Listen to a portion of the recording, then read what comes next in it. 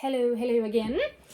All right, we are back to our tune index where we're going to go through all the tunes. We are going to be doing number 51C, God Be Merciful to Me. This is one that I know our congregation knows pretty well. And the tune is fairly straightforward. It's not super high. It kind of stays in a nice, hopefully easy range for most folks. So this is a really good opportunity to practice some of your kind of like paying more attention to the words, because I know if you're not comfortable with singing, it can be kind of a lot to do, especially if you're struggling to match pitch or kind of figuring that out, or you're not sure about your breathing. It can be a lot to kind of multitask. It feels a lot like to think about all the singing things and then think about the words, which I've said this before and I'll say it again, and I will continue to say it for many, many more times, that when in doubt, just sing the words, right? So we're in a large group. If you breathe in a weird place, nobody cares. It's fine. If you're struggling to match pitch, listen to the people around you. Your body will actually, if you let it, it will adjust much better. It'll start to kind of get to know what that's like, because it really is a very physical thing. And has... if you weren't sung to a lot as a little baby, it might be kind of foreign, and that's okay. But just listening to your neighbors will help a lot. But this is a really good opportunity for us to kind of focus on the text, which is great. So we're gonna just, I think, probably run through this unless I don't know, think of something or something strikes me that we really, really need to stop. We are gonna do all 8 verses. I want to set you up with a couple things to think about as we go into this. We've talked about in the past phrases in music, which are a lot like phrases in spoken English, or any language, that we want to kind of breathe usually at commas. You'll notice, however, in this song and others, there might be more commas than you actually need to breathe. Please do not take more air than you actually need. You will do a thing called stacking the air, where you take in new air on top of old air, and then your lungs get really tight and it's really uncomfortable. So, like, even for example, God be merciful to me. There's actually a comma after God. You don't need to breathe there. God be no. You can do a sort of, I call it a fake breath. So it's like a little pause where you actually don't breathe in again. God be merciful to me. And this is a really good thing to practice for getting used to kind of sustaining your exhale, so you can lengthen those phrases a little bit more if that's something you want to work on. And if you're like, Catherine, I don't know what you're talking about, don't worry about it. Just sing the text. All right, here we go. I'll try to do somewhat of an example as we sing through this. We'll see how it goes, especially when we get to verses 5 through 8 when I'm trying to read multiple things. That's okay. All right, here we go. Ready and breathe. God be merciful to me. On thy grace I rest my plea. Plenteous in compassion thou, blot out my transgressions now. Wash me, make me pure within. Cleanse, oh cleanse me from my sin. My transgressions I confess, grief and guilt my soul oppress. I have sinned against thy grace, and provoked thee to thy face. I confess thy judgment just, speechless by thy mercy trust. I am evil, born in sin. Thou desirest truth within. Thou alone, my Savior,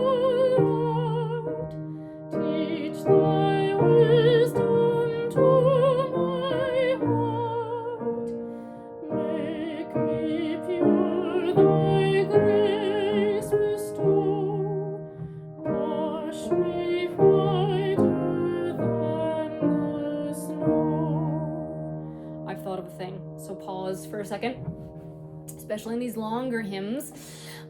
It can be really easy to get kind of in our heads and making sure we're doing everything right. So for all you illustrious type A people, of which I am only part, shockingly, I know, but true story, I break the rules way too much to be fully type A. There's no such right thing as a rightness in singing. There's no such thing. Does not exist. There are things that work better than others, and there are things that work less better than others. But the right and wrong concept is really not going to be helpful to you here, because it's going to make you get in your head and out of your body, and certainly out of reading the text, which is no bueno. We don't want to do that. We want to be reading the text all the time. So what I would submit to you as a little practice with this, as another kind of layer onto our singing of the text, is how much can you, I like to call this spaghetti moments, and kind of throw spaghetti at the wall, see what sticks.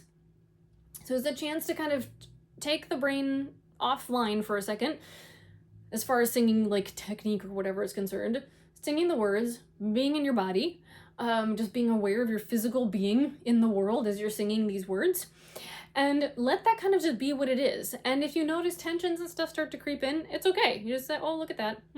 That's interesting. But that will kind of give you a chance to talk down some of those tensions that can arise as we do things for a longer period of time. There's no right answer. Just have a little bit of fun. I know, we're reformed and there's no right answer. It's bad news, right? The right answer is singing the words. Haha, there we go. All right, where were we? Verse 4? Yeah, verse 4. Ready and breathe. Broken, humbled to the dust, by thy wrath and judgment just. Let my contrite heart rejoice, and in gladness hear thy voice. From my sins, O hide thy face, blot them out in boundless grace. Gracious God, my heart renew, make my spirit right and true. Cast me not away from thee, let thy spirit dwell in me. Thy salvation's joy impart, steadfast makes my willing heart.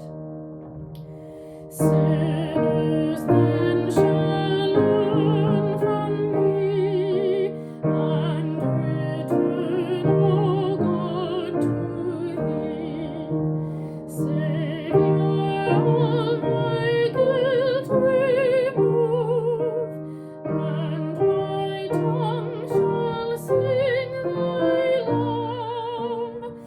Touch my silent lips, O Lord, and my mouth shall praise accord.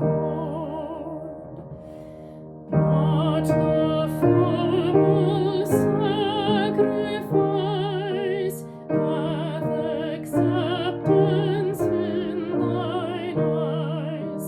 Broken hearts are in thy sight, more than sacrificial right.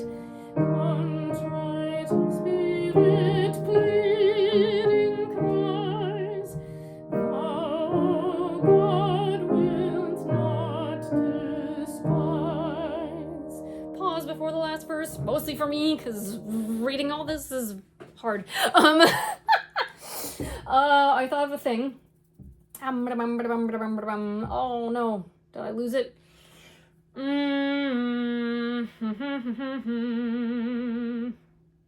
Rats. I remember what it was. Okay, we talked in a previous video about different kinds of breaths that you can take. And this has to do not with the physicality of the breath, so not the biological, physiological thing that is going on for you to take in air, but rather the kind of attitude behind the breath. If you think about really good actors, right, their breath can kind of tell you a lot. There's, right, or there's a lot of things you can do. So when we're singing, we have a couple of different options. I want you just to think about two different ones right now. You have the kind that's kind of a pause and reset. This is a good one to kind of have at the commas. Like, let's see, where are we? Well, like at the very beginning. God be merciful to me. That's really a complete sentence. It could be, right? And then you breathe. On thy grace I rest my plea. However, if you jump down to the second line, the second verse, I have sinned against thy grace and provoked thee to thy face. That's not the example I want. Oh no, because the examples I want are in the text below. Okay. Verse 7 that we just sung. If you look at the third and fourth lines, broken hearts are in thy sight more than sacrificial right. So that whole thing ties together. However, it's two musical phrases. So when you breathe, you want to breathe as if you are going to continue. So rather than kind of that pause to reset, I don't even know where are we? Broken hearts are in thy sight more than sacrificial right, which is different than in thy sight more than right? So you want to mentally connect the phrase together, the words together, even if you are taking that breath. Let's try that one again. Just from, in fact, let's do verse 7 again. We'll do 7 and 8 because I think there are moments in both of those that are going to be good for us. And see if you can practice breathing as if the phrase is going to continue, because it is. And more importantly, the thought is continuing. That's really the point. We're breathing as if the thought is continuing, because it is. All right, verse 7, and I'm going to do my best here. Ready, and breathe. Not the full sacrifice hath acceptance in thine eyes. Broken hearts are in thy sight more than sacrificial right. Contrite spirit pleading cries, thou, O God, will not despise. Going on. Prosper Zion in thy grace, and her broken walls replace. Then our righteous sacrifice shall delight thy holy eyes. Free will offerings gladly made on thine altar shall be laid. Very good. Alternate breathing option for that very last line, because we have two commas. This can be the benefit of two commas. You could breathe after offerings and then carry through gladly made to on thine altar shall be laid. That would be something like this. Free will offerings gladly made on thy altar shall be laid. It's a little bit of a stretch, but kind of a fun thing to do. I think, not totally contrary to what I've said before, but to be a little bit more directional. Is that a word? Sure, directional can be a word. Is it a word? Oh my gosh. It's been a long day, guys. Okay. Blah. Go ahead and breathe with the musical phrase most of the time, if only because I don't want it to become like a thing.